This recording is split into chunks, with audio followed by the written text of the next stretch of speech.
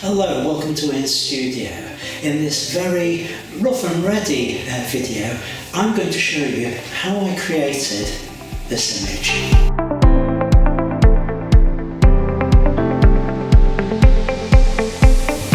Hello, this is going to be a very rough and ready video. I'm preparing for an event here at the studio tomorrow night, and I want to just show you the process I'm going through in preparing it. In the intro, I indicated an image that I'm going to create. As I'm recording this, I haven't created that image because I haven't yet built what I need for it. So what I'm going to do with this video is I'm going to just show you what I'm trying to do. It's going to be a very rough and ready, as I say. No clip-on microphones, no video lights, just me, the camera, and a set of power tools. I'll try and explain what's actually going on to create this image. So here's how the image is going to work. I've got here various lengths of wood, as you can see, 4 of them, just sitting on a trestle. And the idea is that this will make a runway for this whiteboard. And the idea is we'll attach onto it the glasses with the water in, and then at the far end of the runway will be a block of wood to act as a stopper. We'll then be able to push this along till it hits the stopper. Either the sound of it hitting the stopper or cutting a laser beam will trigger the flash to go off. There'll be a built-in delay with that, which will allow time for the water to start to splash out of the glasses and hopefully create this that slooshing out effect that we want. So, what do I need to do? Well, first of all, let's move this out of the way. Don't need that at the moment. What I need to do is create a runway out of these lengths of wood. I've got 4 of them here because I use them for something else in the studio, but it doesn't matter if I drill holes in them or anything like that. I'm actually only going to use 3, so let's look for the flattest 3 on this. And they've all got a little bit of wobble to them. The second one's quite good, the middle one's quite good, then I'm doing the 2 end ones, which is the most warped. And I think it's the first 3 that I'll use. So we get rid of this end one, which I won't be using for this setup. I'm going to put the 3 of them are going to be sort of spaced out something like that. So there's gaps in between. That will mean I can get my hand in to push the tray setup, the shelf setup along. Another length of wood I'm going to attach right on the very end, just bolt it on there, so that will be the end stop to prevent the whole thing going off the end. It will also mean that that's the item that the tray will collide with to make the sound. So what I need to do now is I'm going to drill and bolt these together at this end for another similar piece of wood, which I'm going to attach at this end just to keep the whole thing rigid with a set of bolts. I'm using bolts rather than screws, so I can take it apart again after I've used it for this particular shoot and store it all away. I've got a couple of offcuts of wood just to act as spacers between the long runs, and one of the end pieces on here, and I'm just going to mark out the place where it's going to go on there with a pencil. So these are the areas where we're going to bolt the whole thing together. So I'm just going to mark the centre point on there.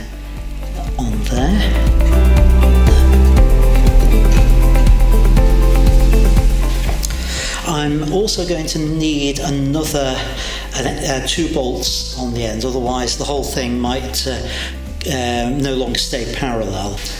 So I've now got the whole thing clamped together, and underneath is what's actually going to be on top eventually, clamped onto here, so I can drill just straight through where I've marked, and that'll go through both pieces of wood ready to take a bolt.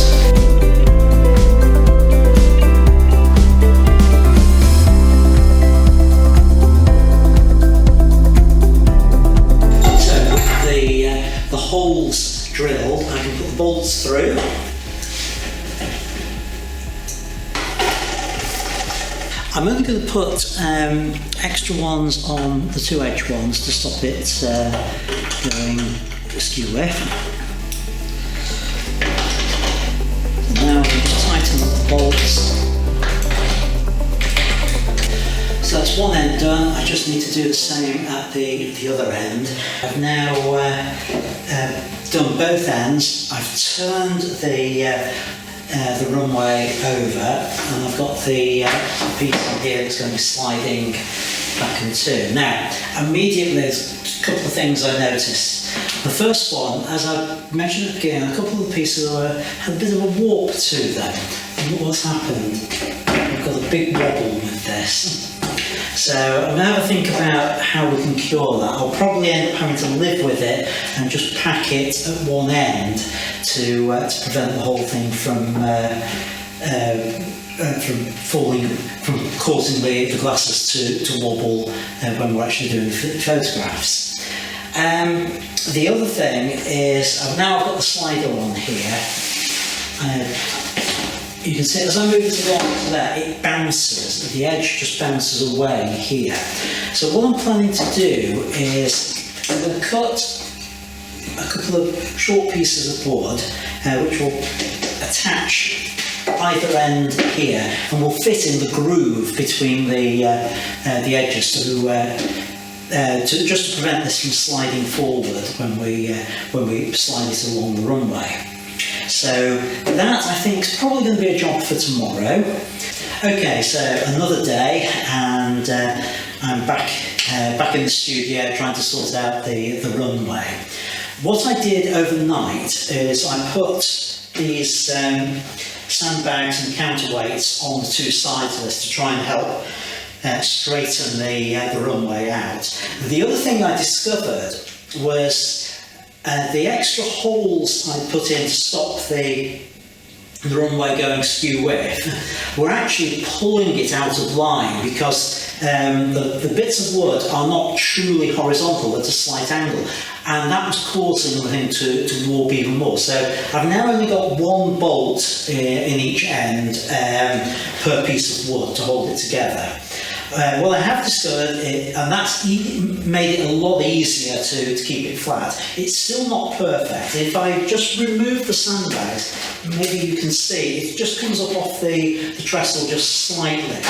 So I'm not overly worried about that much, but what I'm going to do, when everything's finally in situ, I'm just going to put a little bracket on that one side just to hold it down, and probably do the same over here just to keep it in place so that I've got maximum stability. Now the next thing I need to do is just to create some little blocks to go under here just to keep it on the runway. So time to do a little bit of sawing. Alright, just mark on here where the blocks are going to go. So I just need to drill a couple of holes around about there. Shouldn't have any problems with this. When I was at school doing woodwork, my woodwork teacher always would say, if you want something screwing up, give it to Ian. So that stops this sliding off at the front. So that's the blocks now attached. And you can see we've 4 of them here, here, here and here, which means it fit in here like a set of runners, and it means I can do that.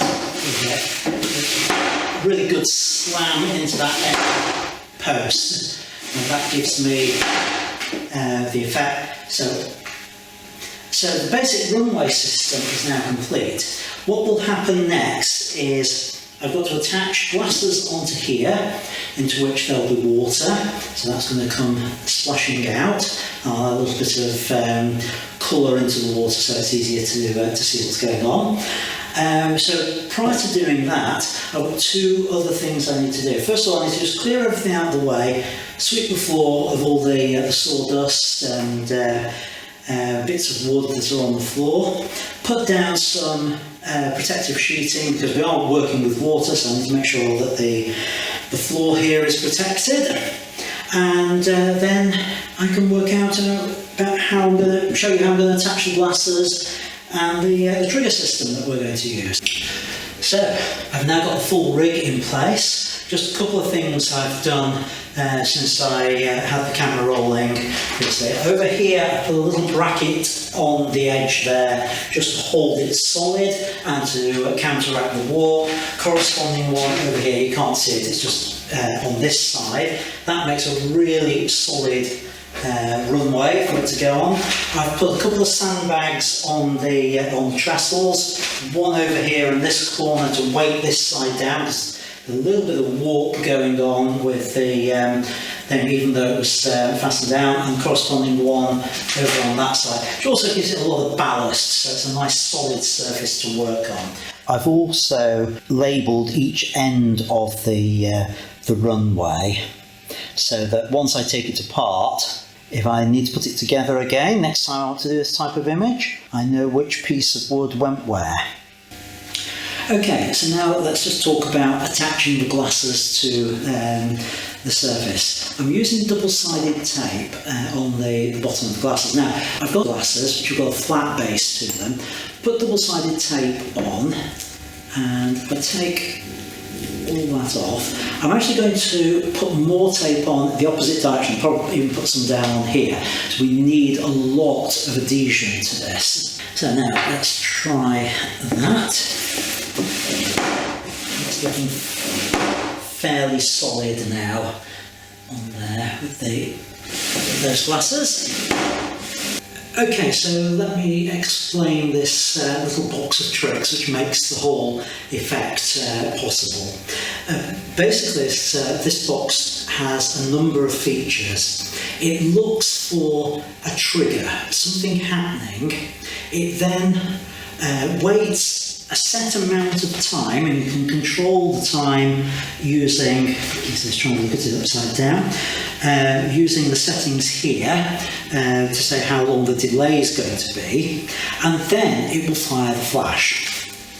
So for the trigger on this, I'm using a microphone, and the microphone I've taped onto the wood here, and that comes into the box. Out of the box comes this lead which goes into a speed light. Now we use speed lights for this sort of photography because the flash duration is quite short, which allows us to freeze the action. So now, if I bang on the wood, the flash gun should go off. Equally, if I slide our surface over until it hits, the flash goes off. So that's how we're going to trigger the flash. Now, in order to synchronise the camera with that, we're going to have to work in a darkened room. So lights out, long exposure, open the shutter for about a second or two, slide the tray with the glasses on so it hits here. That will then cause the the flash to go off after a set amount of time. Why a set amount of time? That gives the chance for the water to swoosh up in the glass. At least that's the theory. So what I'm going to do now is attach the flash gun to a stand so it illuminates the glasses in position. I'm going to use a softbox on it, and I'm going to light from up above just to light that area, and we'll see what it all looks like. So we're almost set. The glasses are attached to the tray. I've got the trigger going, microphones here, camera is in place. So in theory now, if I slide this along, so we're all set. The flash is in the softbox above my head, the glasses are attached to here, camera is in place. What I'm going to do now, I'm just going to do a couple of test shots, and turn the lights out, give myself a 1 second exposure with the lights out, and then slide this along. The flash will go off at the end, and hopefully the glasses will be nicely captured. And I just want to get the exposure right before I start putting any liquid in. So let's get on with that. Well, hopefully you can see that's a reasonable shot for no liquid in there. Need to take it to the next level, which is third glass, and start adding liquid to it, and hopefully we will get the image that we're looking for. Okay, so I've now got the glasses in place, they've got the coloured water in. We've done the test shot with the flash, we know it triggers. I have no idea how long a duration and delay I need. It's purely guesswork at this stage. The event is about to start in the next, well, according to my watch, 7 minutes time, so I've got one go at getting this before people want to do it themselves. So, wish me luck, let's see whether I can do it. And here we go, 3, 2, 1. Oh, that's not bad. That's not bad for a first go. That middle one's fantastic. You get around the floor. I love it when a plan comes together. Well, that wasn't bad for a first attempt. The main thing I need to change is obviously the framing on there, give a little bit more space at the top. And so I've done that, I've recomposed the camera, going to have cleaned the surface, going to have another go at it and see if I can get it second time. But even if I don't, I'm quite pleased with that first one. So here goes. 3, 2, 1. Ooh. Very interesting. Yeah. Why is that? One on the right or? One chink to the other. I heard the chink. Yeah. With it.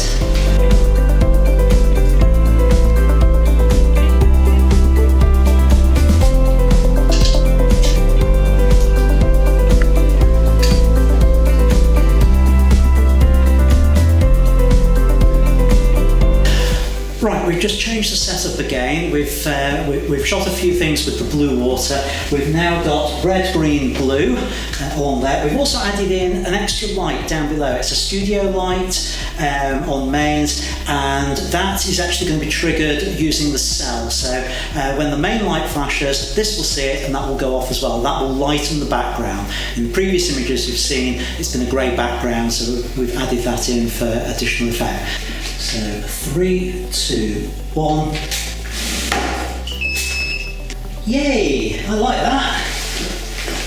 That'll do. So the evening event's over, the photographers have gone home. It was a good evening, we got some good shots with the rig here, some interesting photos, and we also did some other high-speed photography, bursting balloons and water-filled balloons as well.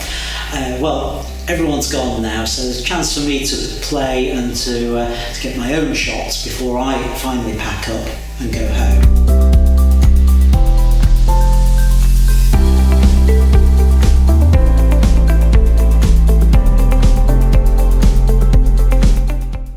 And then the final shot of the night. I got it. Hope you found it interesting how these sorts of effects are created, and thanks for watching this video. Stay tuned for future ones, and as ever, keep making great photos. Bye bye.